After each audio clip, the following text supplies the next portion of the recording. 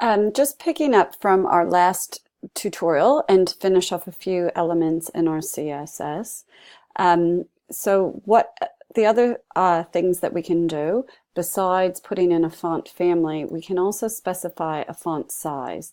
So we can make our font size a specific number of pixels, like 18 pixels here, or you can also make your font size responsive if you want to.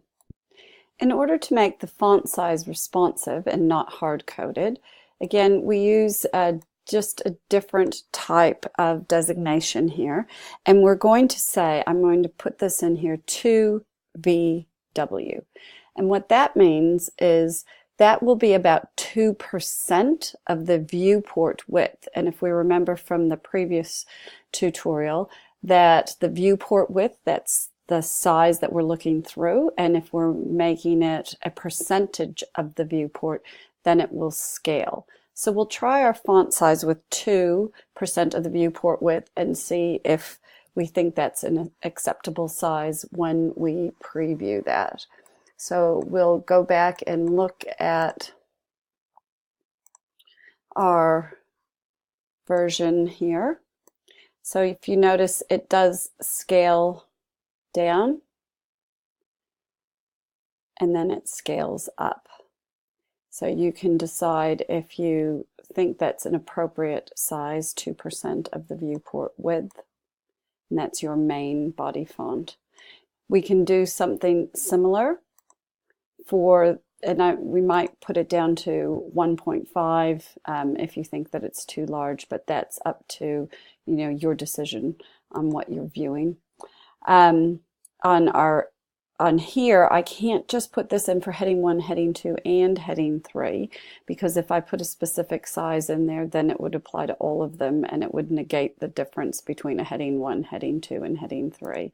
So if I wanted to put those individually, I can add rules for those individually. So I might say font size and make that for heading 1, make that about 5 VW, which will probably be quite large, but we can see the difference. Heading 2, font size to be 4 VW, and we'll try a heading 3 to be 3 VW, so that we have some sort of difference. So if our main body font is 2%, then our heading 1 is 5%, 4%, 3%, so we're using some heading hierarchy.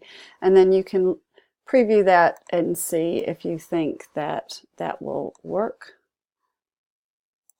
Just checking that out.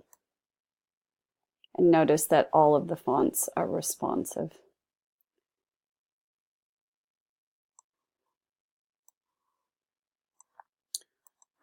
The other thing that we have is our color attribute. And so color, with the American spelling of color, always affects the font. So color is related to the font. And then the last thing we'll look at in this is actually making that image responsive.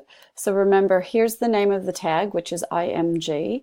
By using it in this way, it would affect all images. Right now, we only have one image on our page.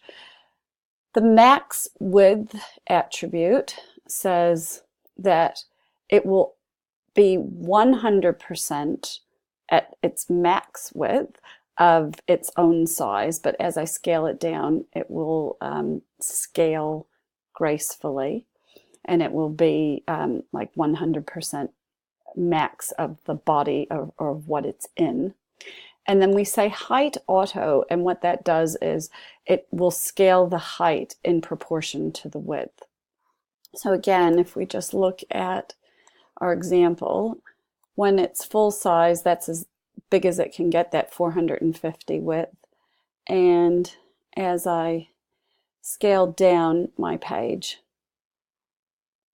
then also the image scales. So your next steps now are to experiment with some of the color and color combinations that you might want to use. On the Google Classroom, there are some other color mixers, so you can see what you want for your background and for your font styles, and also your different fonts from Google Fonts. Try that with your font pairings, and then also experiment with the different sizes of making things responsive.